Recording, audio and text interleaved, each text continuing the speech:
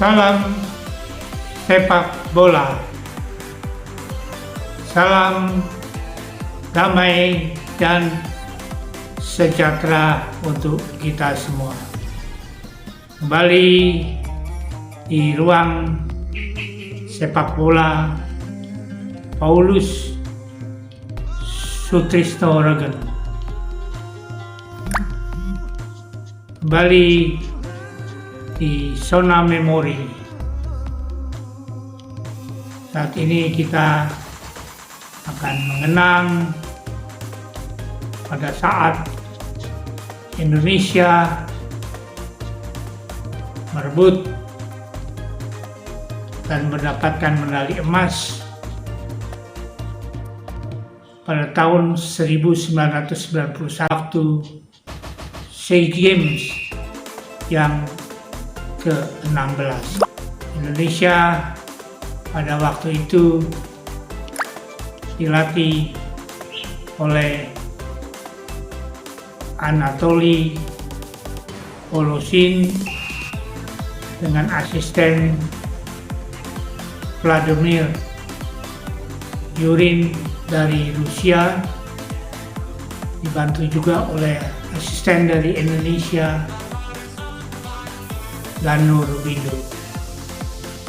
Setelah dipilih dan ditunjuk oleh Ketua Umum PSSI pada waktu itu, Hardono, Anatoly Voloshin merekrut pemain-pemain junior dan senior. Sebelumnya dia mengamati kompetisi di Indonesia, di mana rata-rata tim klub hanya bisa bermain 45 menit pertama. Sesudah itu di babak kedua rata-rata mereka kehabisan tenaga, fisik melemah, akhirnya permainan tidak bisa maksimal karena melihat kemampuan fisik dalam kompetisi tersebut, maka Anatoly Voloshin mengambil sikap untuk pertama-tama mengenai melatih fisik para pemain Indonesia. Ditempa 3 bulan, para pemain dilatih sehari 3 kali, pagi, siang, dan sore. Terutama pada waktu siang hari, Voloshin itu melakukan latihan fisik di panas matahari dengan mengelilingi lapangan dan juga berlari di bukit atau pegunungan,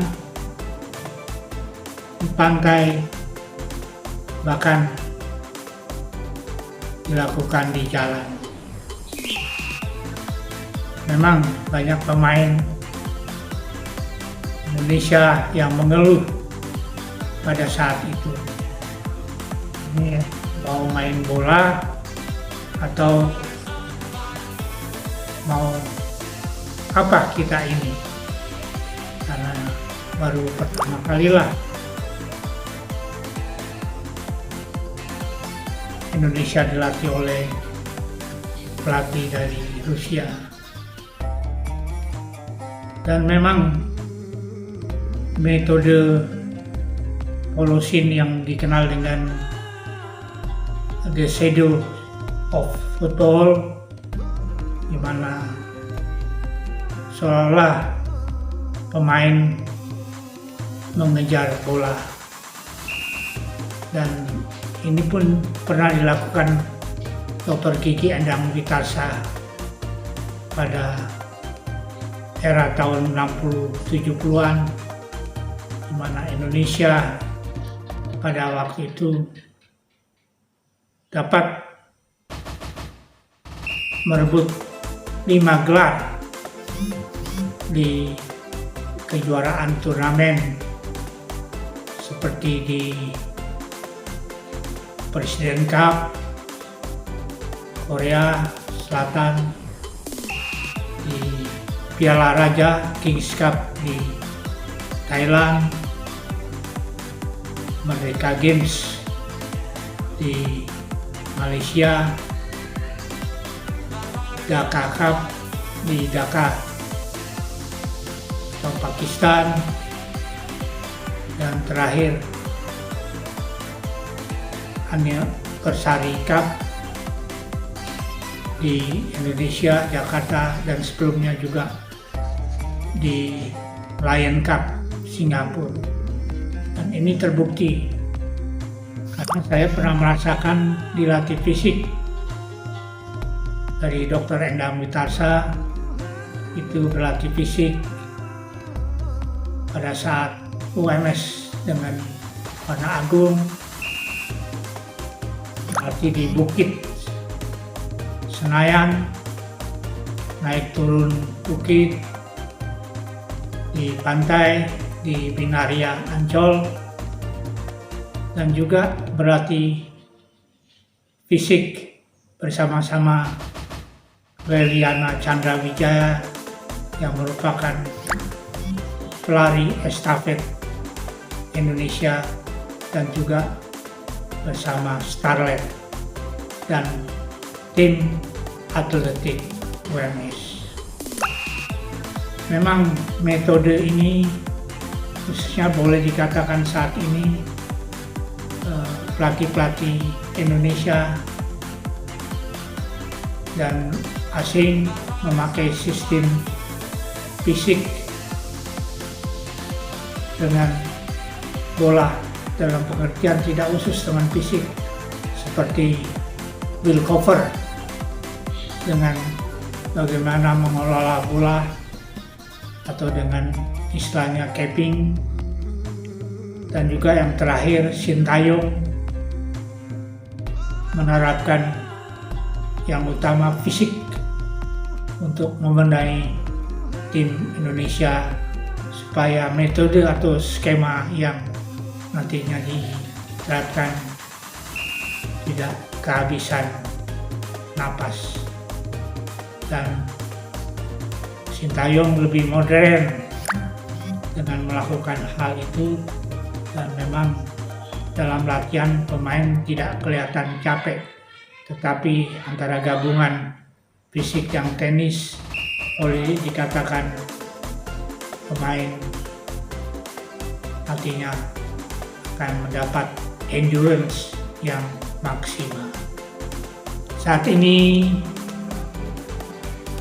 tim Indonesia SEA Games tahun 2023 yang berlangsung di Kamboja. Tim Indonesia masuk grup A dan akan mulai bertanding pada tanggal 29 April 2023 melawan Filipina. Tim yang diasuh Coach Indra Safri masuk di grup A bersama-sama tuan rumah Kamboja, Filipina, Myanmar, dan Timor Leste. Di grup B ada Thailand, ada Vietnam, ada Singapura, ada Vietnam, dan Laos. Apakah tim nasional Indonesia SEA Games kali ini dapat kembali meraih emas. Dalam konten ini kita akan mengenang Anatoly Voloshin tahun 1991 medali emas ini untuk yang kedua kali. Karena Indonesia pada waktu itu dengan pemain-pemain junior dan senior, Raymond Hatu sebagai kapten dengan pemain-pemain seperti kiper Edi Harto, Sudirman, Ferry Sandria, Ricky Yakobi, Widodo Cahyono Putro, dan lain-lain. Metode pelatihan dilakukan oleh Anatoly Voloshin banyak keluhan dari para pemain. Boleh dikatakan sebagian pemain sampai ada yang menangis, bahkan ada yang tidak tahan, akhirnya mundur seperti Fahri Husaini, Jaya Hartono, dan mereka mengundurkan diri dari tim. Selanjutnya pemain-pemain yang boleh dikatakan bertahan tetap melakukan, bahkan Voloshin setelah berlatih 3 bulan tim masih itu diterjunkan dalam uji coba di Presiden Cup Seoul, Korea Selatan. Saat itu melawan tim-tim yang kuat, dan ini benar-benar laga uji coba. Semuanya mereka kalah dengan melawan tim-tim belum selevel seperti Austria, Cina U23, Mesir, Korea Selatan, dan Malta, di mana Indonesia, Edi Harto sampai kebobolan 17 gol dan hanya memasukkan 1 gol. Tetapi apa yang dikatakan Voloshin di turnamen Presiden Cup ini bukan level kamu. Nanti kamu akan tunjukkan pada saat di SEA Games di Manila. Dengan latihan fisik, mereka rata-rata lari dalam waktu 15 menit dengan jarak 4-5 km, dan juga standar dari VO2 max pada saat itu dites rata-rata pemain sesuai standar Eropa. Dan setelah digenjot 3 bulan, Voloshin pun melakukan slowdown ketika di Manila karena untuk memulihkan kebugaran pemain, untuk memotivasi teman-temannya, karena dengan bonus yang dijanjikan sangat minim, maka Raymond Ferrell Hatu sebagai kapten mengatakan, jangan kita pikirkan masalah duitnya, tapi inilah kesempatan kita. Kalaupun jika kita menjadi juara, nantinya nama kita akan tertulis tinta emas dalam sejarah sepak bola. Nantinya sampai mati ataupun sampai hayat di kandung badan, dan nama kita tetap menjadi kenangan dan menjadi khususnya kebanggaan buat kita. Dan ini harus kita perjuangkan karena kita sudah berarti capek-capek dan tentunya mengharapkan hasilnya. Waktu itu di grup A, Indonesia bertemu dengan Malaysia, Vietnam, Filipina. Indonesia memenangkan semua dan para pemain tidak merasa capek-capek, sehingga boleh dikatakan road to semifinal bertemu dengan Singapura, di mana ada Fandi Ahmad, dan Indonesia akhirnya seri dan diadakan adu penalti, dan kembali karena fisik pemain prima dan yakin menang, akhirnya bisa mengalahkan Singapura dan road to final. Dan di final ketemu Thailand dan kembali perpanjangan waktu seri dan kembali adu penalti.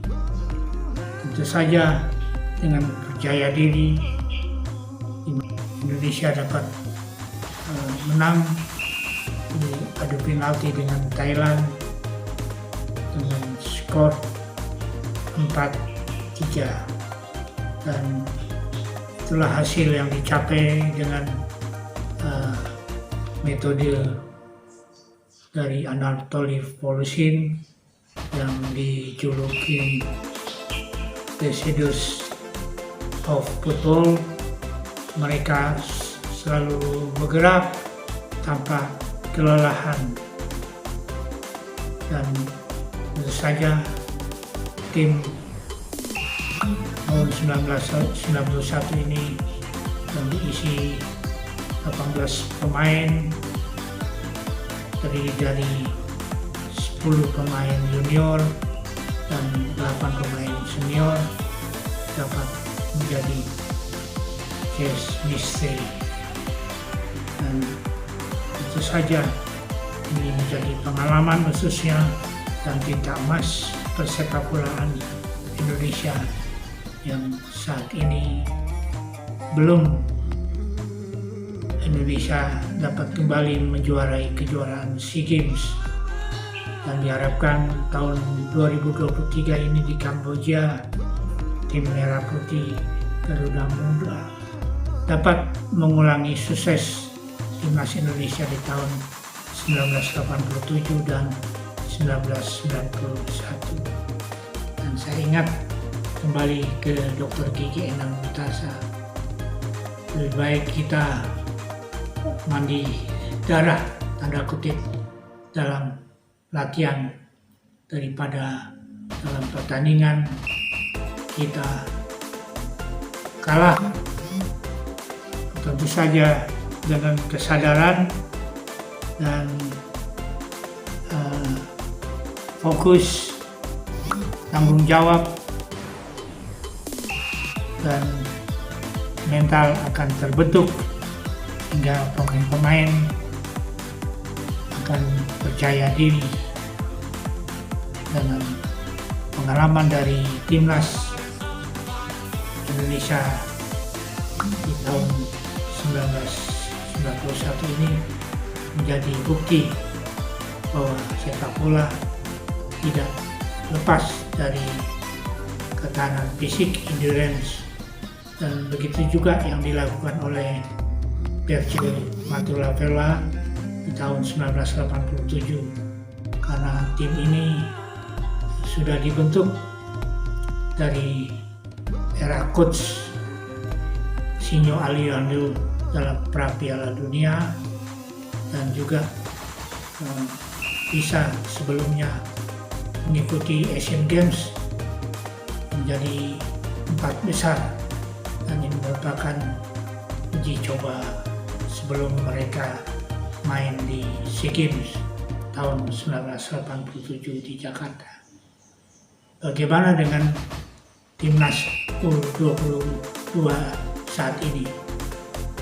Training center begitu singkat, dengan belum berkumpulnya pemain-pemain karena masih mengikuti kompetisi di liga, seperti pemain-pemain dari Persija, dari Persebaya, ya, dan lain-lain belum bisa dilepas, sehingga Indra Safri kesulitan untuk membuat program, dan dalam uji coba pun hanya melawan Bayangkara, dan itu seri 1-1, dan terakhir dengan Lebanon di mana kalah 2-1 dan menang 1-0.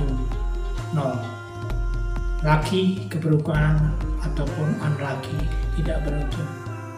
Tapi Indonesia harus bisa dengan pemain-pemain yang ada, di mana Erick Thohir juga mengatakan bonus kita harus juara dulu, dan nantinya pasti akan ada bonus. Dan kiranya kita juga harus belajar dari pengalaman, terutama dari pelatih-pelatih yang telah menerapkan metode seperti Anatoly Polusin ini, dengan boleh dikatakan dia melatih otoriter dan fisik yang cukup menjadi fokus prima, dan juga boleh dikatakan dengan sistem ekstrim. Makanya Polusin yang memang dari Rusia ini, beberapa tim sebelum dia melatih di Indonesia, dia membawa 6 tim promosi di kompetisi di Rusia. Tim promosi itu dari divisi 1 misalnya ke divisi utama, 6 tim. Dan ini bisa kita buktikan bahwa metode pelatihan dari Anatoly Polusin sangat terbukti, dengan pemain tidak akan habis-habisnya capek. Dan ini pun pernah dilakukan oleh Dr. Kiki Endang Witarsa. Apabila kita di lapangan 2 kali 45, kita harus bisa fisik kuat 2 kali 90 menit. Ini pernah dilakukan. Akhirnya, last but not least, ini ada tinggal kenangan di zona memori, di mana Anatoly Polusin telah melalui kita. Rest in peace. Dan beliau sebelumnya memang di usia tua. Dan ada catatan saya, di tahun 1994 Anatoly Polusin dipanggil kembali untuk melatih timnas Indonesia yang akan dipersiapkan di Asian Games Hiroshima, Jepang. Tapi dalam target prasyarat di kejuaraan Piala Anniversary yang merupakan syarat ikut. Target dari PSSI mengikuti Asian Games, Indonesia dikalahkan oleh Australia sehingga Anatoly Voloshin mundur dan digantikan oleh Ivan Toplak. Tapi dengan optimis, dengan semangat, daya juang yang tinggi, tidak mau kalah, karena secara teknis maupun skill, khususnya pemain-pemain di Asia Tenggara hampir sama levelnya. Voloshin wafat 11 September tahun 1997 di Moskow, Rusia, setelah pasca operasi jantung. Dan tentu saja kita mendoakan rest in peace, kiranya Anatoly Voloshin membuat sejarah Indonesia merebut emas di SEA Games 1991 menjadi catatan sejarah buat persepak bolaan Indonesia. Dan ini hanya bisa dilakukan kalau pemain secara stamina fisik kuat, dan itu metode kepelatihan dari Anatoly Voloshin ini bisa diterapkan dan kita bisa nanti mengatur strategi atau skema melihat dari lawan-lawan yang akan dihadapi. Terima kasih kepada Anatoly Voloshin dan juga asistennya Vladimir Yurin dan Danur Windu yang telah mengantarkan timnas Indonesia menjadi juara SEA Games di tahun 1991. Anatoly Voloshin ini juga mendapat penghargaan khususnya pada tahun 1978 sebagai Master of Sport of the USSR, Uni Soviet, karena dapat mengangkat 6 tim kesebelasan untuk promosi dan juga mendapat penghargaan sebagai kehormatan dari Republik Soviet, Ukraina, dan Moldova. Jadi benahi fisik maka akan prima, dan tentu saja mental akan terbentuk, pemain bisa tampil prima apa yang dimaukan oleh pelatih, yang seperti dilakukan oleh Anatoly Voloshin. Pemain tidak akan habis-habisnya, tidak merasa capek. Itulah hasil dari kerja keras, disiplin, dan kemauan tidak mau kalah